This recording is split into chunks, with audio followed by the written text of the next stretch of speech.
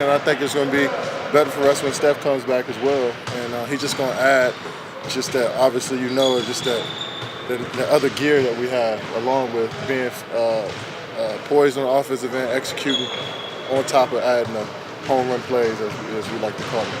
I mean, how much can a trip like that, I know it's December, but do something for you guys to be able to look at that trip and say, okay, we got through that. That's successful. It was more so the journey through the trip, just from guys getting tossed out to, winning close games and winning big, to being down in Miami, which was a good time, to Steph getting injured, to, having to use different lineups and calling Quinn up to start for us one game, and then Sean started the next. It was just been a lot for us on that trip. That was fun, that was challenging, but we got through it, and we're looking forward to this homestand to kind of refocus and regroup and get ready for this next couple of weeks. Can you go back to that idea that you try to get better 1% every day? How do you measure your own success, and how can you tell when you're improving?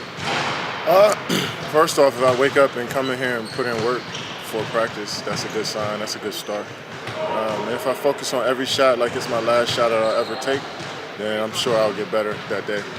So it's not about the quality. It's not about the quantity. It's about the quality of your work that you put in. I might not be in here for an hour, but 20 to 30 minutes is perfect.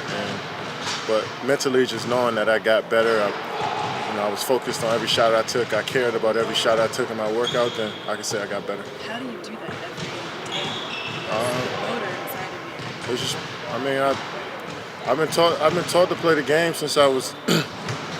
I've been taught to learn the game ever since I was 8. So every time I step on the court, it's an opportunity for me to learn from somebody, to get some information from someone who may have more than what I have, as far as information and skills is concerned. So I don't know. I just try to take every shot serious as I can and see what happens. Have you been inspired by somebody or something lately, something new? Jimmy Iovine, Dr. Dre, Clive Davis, P. Diddy, Jay-Z. Just everybody in the culture has been inspiring to me. Every black figure in the culture, guys that have been doing it for so long, just inspire me to work hard every single day to leave my imprint as well. So a couple of those guys were sitting courtside at the Lakers game. Did you get a chance to talk to them? No. Like I said, I don't really know a lot of guys, but like I seen Jimmy Iovine and Puff there, and those guys are just, they done so much for our culture. Me growing up as a young black kid in PG County who listened to rap and listened to R&B music my whole life, they definitely they have like the soundtrack to my life as a basketball player. When you say inspired, do you mean do you listen to their music to get pumped up, or is it just like what they've accomplished? Yeah, just what they accomplished. We all come from humble beginnings, whereas we're trying to work to get something, and we have a passion that we enjoy at an early age, and it's hard to stick with that passion for decades on top of decades. And it's hard to stay consistent. And I know how tough it is every single day. That's why I try to get 1% better every day and see what happens at the end of my lifetime and see if I did something special. So those guys inspire me, and they continue to, shift the culture and move the needle. And I try to do the same as a basketball player. Kevin, when you were a kid, You get to watch this HBO documentary? Oh yeah. I watch it probably every day for probably about a month and a half straight. Like the entire thing? Yeah, 4 parts. Yeah, every day. when you were a kid, rising star, teenager, trying to, make a big name for yourself, how did you deal with the trash talk initially and the haters, so to speak, who were, wanting to get in your way? Well, when nobody don't know who you are, when you're sitting down and grinding, you don't have haters because nobody know who you are. Only people don't really do that much work to figure out.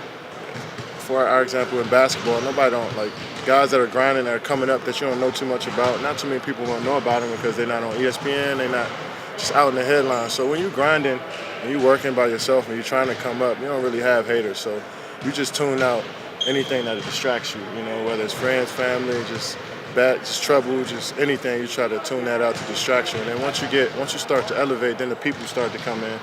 And once the people come in that really, they don't care about you because they wasn't there from the beginning. So you try to tune all that stuff out and realize that it's all about distractions. You can't allow any distractions to get in your way in order for you to get to your goal. You got to be focused on exactly what you want to do. And distractions are are definitely, it's tough to deal with, you know, whatever, sometimes the stuff that gets your attention doesn't deserve it, so it's about you staying locked in and focused, and that's hard enough to do every day, and I'm trying to do that. Did you always know that, or has this been something that you've learned in recent years?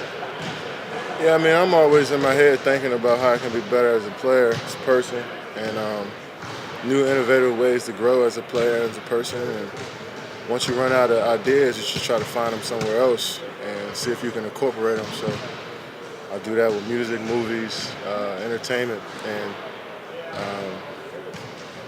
it's just like I said, it kind of inspires me to be who I am as a basketball player. As weird as it sounds. A lot of Warriors fans are wondering if you should tie your shoes tighter. yeah, I should. Yeah, I got y'all. My shoe does come off a lot. So, yeah, I tie it up.